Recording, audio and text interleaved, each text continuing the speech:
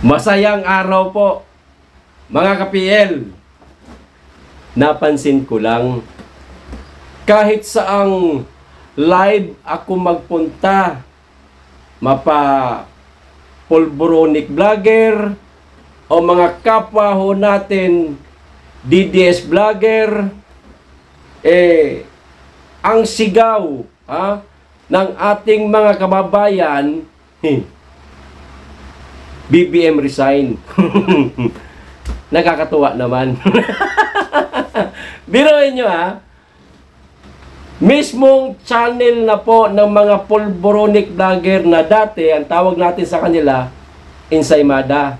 Laos na po yung Ensaymada. Panis na po. Bago na ngayon. Pulboronic vlogger na.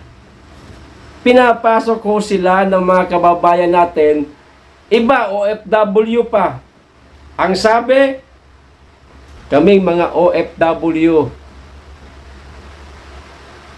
sinusuka na di umano nila si Mr. President. Hindi po biro ang maging OFW. Una, malayo ka sa pamilya.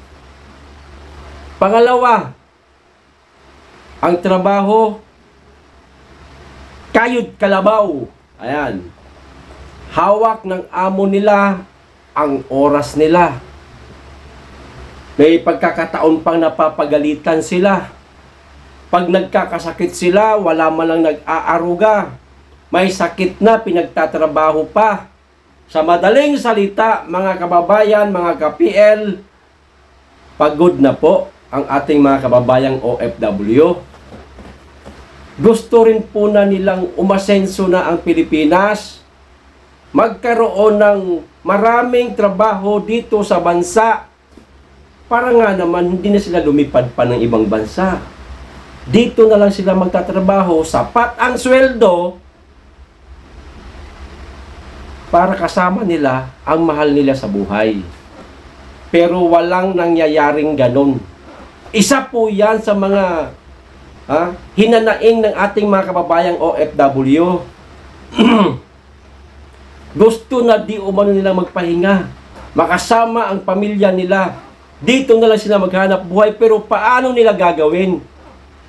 Wala nga ganoon sa bansa natin. Kasi nila ang presidente di umano hindi gumagawa ng paraan para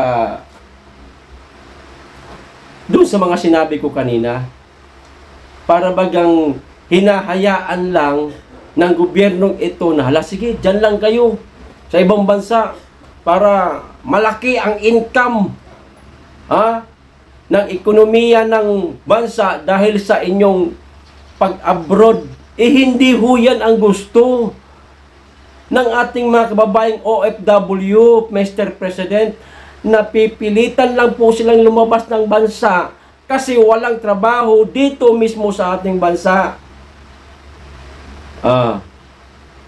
Kaya sila ngayon, hindi natin pwedeng pigilan yung bibig nila at nasasabi nga nila na BBM resign na lang. Ang dami nyo daw pangako kasi wala namang natutupad. Hindi lang po ang mga kababayan nating OFW, maging dito po mismo sa ating bansa, aumento ng sweldo ang hinihingi. Nag-aumento 100. Kulang pa rin daw yun. Man lang sana ginawang 150. Okay na yun. Pero ewan ko kung natuloy ba yung aumento sa sweldo na 100. Yan po ang sigaw ng ating mga kababayan. BBM resign. At may nabasa pa ako live yun sa channel po ng pulboronic vlogger. Ang sabi pa nung iba, pag hindi ka nag-step down, hindi ka lumabas sa Palasyo Malacanang, maka ang taong bayan daw ang magbuhat sa'yo palabas. Kahit sa live mismo ni Maharlika, sino hong di nakakapanood dito, ng live ni Marlica. Minsan silipin nyo po, magbasa po kayo sa comment, ay, napakarami nyo pong mababasa. Kagabi lang nag-post po ako sa community ng aking YouTube Sabi ko, napansin ko lang, tulad po na sinabi ko kanina, napakarami nagsasabi ng mga kababayan natin, sang-ayon. Kasi nilagay ko sa dulo, sang-ayon ka ba? Nagtatanong lang ako kasi, baka ako lang kasi nakapansin. Hindi ko alam, putaragis, ang dami pala. Dihamag po, na mas marami ang nagsasabi na Marcos resign kaysa doon sa mga nababasa ko na gusto nilang manatili itong presidente sa Palasyo Malacanang. Bilang lang ho sa daliri. Kasi pwede naman mag-comment dito yung mga pro-Marcos na mga vlogger, even mga supporter o subscriber nitong vlogger. Wala ho talagang nagko-comment. Karamihan po, sang-ayon sila. Iyon nga, nakakatuwa naman. Sabay ganun na. Ay, nako. Kayo po, mga ka-PL, sa pagkakataong ito, matanong ko po kayo, comment ho kayo dyan. Sang-ayon ho ba kayo? Resign na lang kung hindi na kaya. Paki-comment po. Yun nga yung sinasabi ko Mr. President,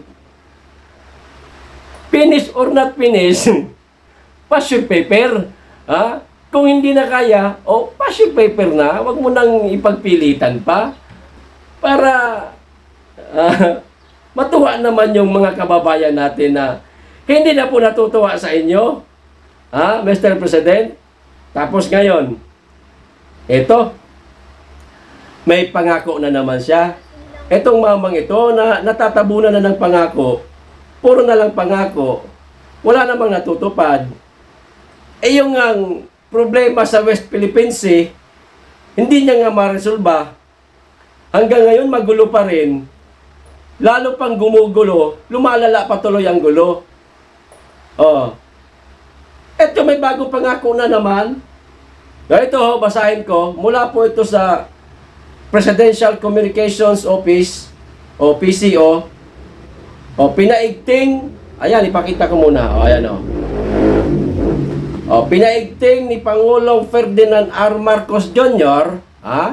Ang layuning maghikayat, nito na naman, ng dagdag pamumuhunan at negosyo sa iba't ibang bahagi ng Pilipinas para sa pamamagitan ng mga world-class na infrastructure. Ano? Meron siyang itatayong infrastructure o maghihikayat siya ng dagdag pamumuhunan. Ito na naman, bago. Pangako na naman. Yung BBM mo nga nalusaw na Build better more baka mo. O nasaan na? Wala ngang pondo para sa infrastruktura etong taon na ito. Ayon po kay Senator Amy na mismong kapatid mo. Ano to? Niloloko mo na naman ang taong bayan? Pambira naman talaga, Binanggit mo pa? World class na infrastruktura. Wala nga kayong budget Anak ng Okay, maghihikayat. Sinong mahihikayat? Ganito kagulo ang bansa. Sino ang mahihikayat? Tanong ko po sa inyo. Diba? Ay, nako nga naman si Mr. President. Para ho kayong elementary. Para naman kaming kinder, kung pagsabihan mo. Ganun mo na lang po kami inuto-oto. Wag hong ganon, Mr. President. Sabihin ho ninyo ang totoo. Mas bibilib pa kami sa inyo pag sinabi ninyo na, mga kababayan, nasa krisis po ang ating bansa. Tulungan po ninyo kami. Ganun ba? Aminin mo yung totoo. Itigil po natin ang pagtalo-talo. Imbes na magtalo-talo, tulungan nyo kami para iangat ang pamumuhay ng bawat pamilyang Pilipino at ang ekonomiya ng ating bansa. Ganon. Aminin ninyo yung totoo na nangyayari sa ating bansa. Hindi yung nakikita na ng mga kababayan natin ang problema na walang solusyon. Napakarami pa ninyong pangako na napakalabong mangyari. Wag pong ganon, Mr. President. Aminin po ninyo ang katotohanan. At higit sa lahat, kung hindi mo na kayang sagutan ang papel, pass your paper na. Wag mo nang ipagpilitan pa. Baka mangyari ang sinasabi ng ating mga kababayan na kalad ka rin kayo palabas dyan sa malaking bahay. Comment po kayo mga ka-PL kung sang-ayon ba kayo sa ating mga kababayang OFW at maging hindi OFW. Okay, hanggang dito lang. Maraming salamat sa inyong lahat at higit sa lahat, mahalin po natin ang Pilipinas. Ingat. Be blessed.